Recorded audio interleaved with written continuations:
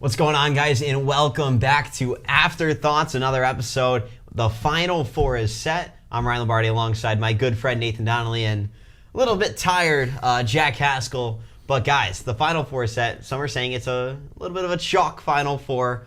But what do you guys think? First initial thoughts, all one seeds into the Final Four. Though it is kind of chalk madness, some would say, I think that makes for some really exciting matchups. I mean, you've got the best of the best in this Final Four, and I think the four teams in the Final Four are arguably the best four teams in college basketball currently. I don't think it's arguably. I mean, they were noted as the top four teams, Jack. They're the one seeds. I'm excited. I'm really excited. Yeah, 100%, Jack. These are the best four teams on the biggest stage playing for the biggest championship.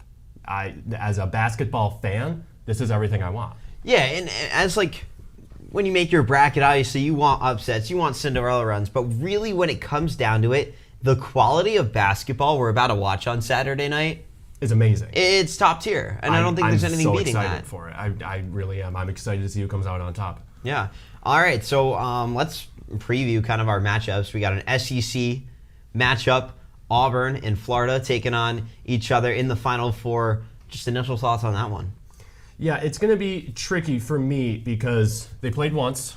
Florida won 90-81 on February 8th. This also solidifies there will not be two SEC teams in the national championship, which, if you remember our afterthought bracket, we had. So that is a little funny thing. What bracket? I don't remember bracket. Yeah, because we don't make predictions. Yeah, we don't make predictions. We're not a prediction show. No. And Jack, what are you seeing from that Florida-Auburn matchup? This is going to be a very good basketball game. I mean, like Nathan mentioned, last faced each other February 8th, but these two teams are very different than the last time they played each other. And I mean, even Johni Broome is a little banged up, so you've got to wonder, is that going to factor into Auburn's performance, or will some of the other guys step up? And with that, I mean, these are two teams that know each other very well. They're used to playing each other year in, year out. They're in the SEC, so it's going to be a bloodbath of a game. Like, we already know that going into it. Auburn, obviously the top seed, but what we've been saying this entire tournament is Florida's the best put together team. All around, they might be number one in the tournament. Yeah, and the tricky thing, one of the things that stands out to me is we talked about a matchup Auburn had earlier in the tournament with Michigan. They faced two Michigan 7-footers, Wolf and Vlad Golden. They're going to come up against that again against Florida. Florida has Alex Condon and Tom Hogg. So it will be tricky. We thought maybe those 7-footers from Michigan would be able to stop Johni Broome. Obviously they didn't. He made it to the Final Four. Let's see if the Florida 7-footers can do it. And Walter Clayton has been phenomenal. I'd say the best player in the tournament thus far. I would say as well. Yeah, I could agree with that.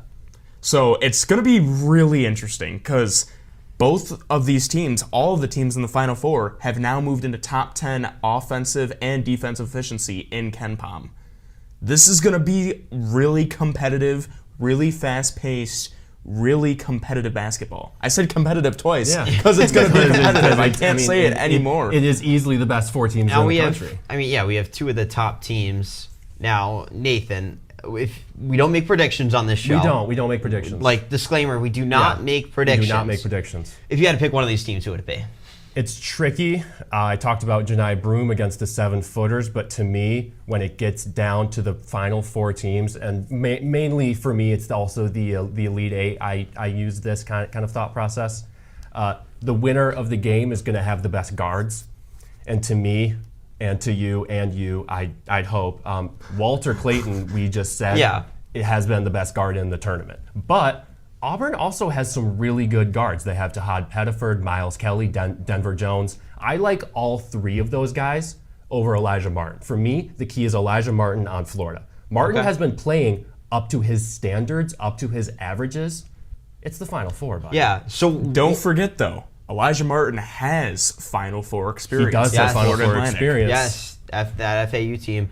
Now, with Elijah Martin, what does he need to do specifically to really get that Florida offense going? Yeah, I believe I looked over the numbers. In the last game, he shot 0 of 4 from 3. He's got to knock down at least 2 threes to be able to space the floor and give a chance for those Florida 7-footers to be able to work in space and get them in space as well, because Auburn also has a very good defensive big other than Janai Broome and Dylan Cardwell, who is an Auburn man. He's been there for, seems like, forever. He's really paid his dues. I was going to say the same thing. You got to be able to space the floor because, as Nathan has told us countless times, and unfortunately St. John's proved him right, you cannot win a basketball game in March if you cannot shoot the 3-ball. You have to be able to shoot the 3-ball well. We've seen Walter Clayton do it. I've seen Elijah Martin do it well enough, but especially with Final Four experience, you have to play above your averages in order to beat the best teams. It's really that simple. Yeah, and then Jack, same kind of question to you. Not making predictions, because we don't make predictions on this show. This is not a prediction. If you had to pick one of these teams, who would it be? Ooh, that's really tough. For as good of a year as Auburn has had, with my pick for National Player of the Year in Janai Broome, I think Florida is just so well-rounded that they have enough to sneak past Auburn. And especially, like I mentioned, with Janai Broome being a little banged up, feels like he's been banged up all year. You got to wonder if that's going to play a factor. Yeah. Now, for both of you guys, these teams have faced each other. They know each other. Year in, year out, they play each other. Does Florida beating Auburn have any type of advantage for either of these teams from the regular season? I feel as though it always has an advantage, regardless of whether they're the same teams or not. You've already played this team before. You have an eye on some of their techniques and some of their schemes, especially offensively, because both of these teams, especially Florida, are kind of offensive-minded. We mentioned they're both top 10 defensive KenPom, right. But I would say of the two Final Four matchups, this is going to be the more offensive matchup. So to me, it always matters. Yeah. You have the film, you know the system, you know the players. This is going to be a really good game. It's going to be an awesome matchup. I agree. And even on the other side, I think we're going to have a great game. We have Duke with, Cooper Flag, and we're going to talk about it later on this show, but the Cooper Flag sweepstakes will be starting shortly. Full effect. It will be in full effect starting soon. Then on the other side of things, you have the most beatable 1 seed. Never going to live it down, am I? A quote from Jack Haskell in Houston, who honestly, in my opinion, have looked like the most sound team out there this year. I'm going to be 100% honest. This may come back to bite me in the rear end, but I think whoever wins this game wins the national championship. Very, very well might, because they have to play a team that came from the best conference ever in college basketball. I like that take. I also don't mind the take, but on the other side of the bracket are two teams that are the most battle-tested college basketball has ever seen. Absolutely, but you look at both of these teams. Houston can shoot the lights out. Puts on defensive masterclasses. Yeah. One of the best well-rounded teams in the last couple of years. Duke has, I'll say it again, the best 18-year-old to ever touch a basketball. Here goes the guy with glasses. They've got perimeter shooting. They also have defense. They've got Malik Brown back now, who's finally healthy, and he comes off the bench and produces heavy defensive efficiency. He's one of the best defenders in the nation. Both of these teams can beat either Florida or Auburn. So Malik Brown, one of the best defenders I believe that's what you said. Yes. Do you know who the best defender in the nation is? Who do you think the is best the defensive best nation? The best defender in the nation, according to the metrics. I'm a metrics guy. I love numbers. Big numbers guy. Loves the numbers. Big 12 Defensive Player of the Year, Joseph Tugler, plays for the Houston Cougars. He will have to lock down Cooper Flag. That is the key to the game. I might be wrong in saying he'll guard Cooper Flag. I really shouldn't be. I don't know why he wouldn't be. JoJo Tugler, JoJo, nickname by the way, you guys are like that. We're nickname basis. Yeah. Has to lock down Cooper Flag in order for the Houston Cougars to be successful. I like that take a lot. Now, this is really off topic, but anytime Jack gives a take, I agree with it in the back of my head, but I almost just want to disagree just because it's Jack. Just because it's Jack. Would you agree with that? Yeah, the steam comes out of his ears and his face gets all red. It's the reactions like this is what. It's just really funny. I just want to remind you all, who had McNeese beating Clemson? Who had McNeese to the Final Four in their real bracket? Who had Bryant over Michigan State? I will give some context here. There's a reason we didn't post our individual official brackets. I would have felt bad if we had to post his. He had McNeese to the Final Four. He had Bryant winning it all. Yes, in one of his, it's absurd. It is absurd. You need to next year. Please make a real bracket. I think Nathan continues to ask for this. All right, but back to the actual news. Duke in Houston got one of the most put together teams in Houston. Best defensive, one of the best offensive, and then you got Duke and Cooper Flagg. Yes, and so the key for me here is the secondary guys will have to step up. 100%. I talked about JoJo Tuckler, guarding Cooper Flagg, and LJ Cryer will be able to lock down Con Knipple. But it's also true for the other side. LJ Cryer will probably be guarded heavily. He is their number one option. Milos Uzan shoots almost 45% from three. I had no idea. I literally looked at it today. I did like a triple take. He shoots almost 45% from three. He will have to play an excellent game in order for the Cougars to win. And even looking at Duke, I mean, Con Knipple and Tyrese Proctor, they've got to bring the perimeter shooting like they have been. I mean, Tyrese Proctor, I forget who it was against. Baylor went mental against Baylor. 8 of 9 from 3. He really hasn't had an excellent game this since then. This is Tyrese Proctor we're talking about. He really hasn't had an excellent game since then. He doesn't have to shoot 8 for 9, but he'll have to shoot from 3 pretty well and be able to play make as well for Duke. Now, I want to ask you two a quick question. If Duke does make the national championship game, not even them winning the national championship, does that debunk the talks of the ACC being an irrelevant conference? No, because you have one top team. I mean, when you look at the Big East back just a few years ago, the Big East was really uncompetitive. Those years that Villanova went on an absolute tear when they won the Big East tournament in 2018, then went on to win the national championship. They lost in the Big East tournament championship game to Seton Hall in 2016. Seton Hall was a first-round exit as a 5 seed to 12 seed to Gonzaga. So when you look at the Big East in those days, it was a very fraudulent Big East. Just because Villanova went on to win the national championship 2 out of the 3 seasons, nobody else was really competing. You had a few good Marquette teams, few good Seton Hall teams, but nobody was really up there. You want to know how you fix the Big East? Add Syracuse back. Anyway, moving on. Yeah. It does not. The ACC still was horrible. The ACC, I believe, the Duke was the only team to win a tournament game in the ACC, right? Correct. Creighton wiped the floor with Louisville and Clemson. Yeah. That was bad. They didn't even look like a basketball I remember team. tweeting out as Clemson was getting blown out. I remember tweeting out and was like, "This just shows that the ACC is a fraudulent conference." I played modified basketball for 1 season in the 8th grade, and I think that team was better than Clemson. It's not relevant, and I don't think so. Do you really think that?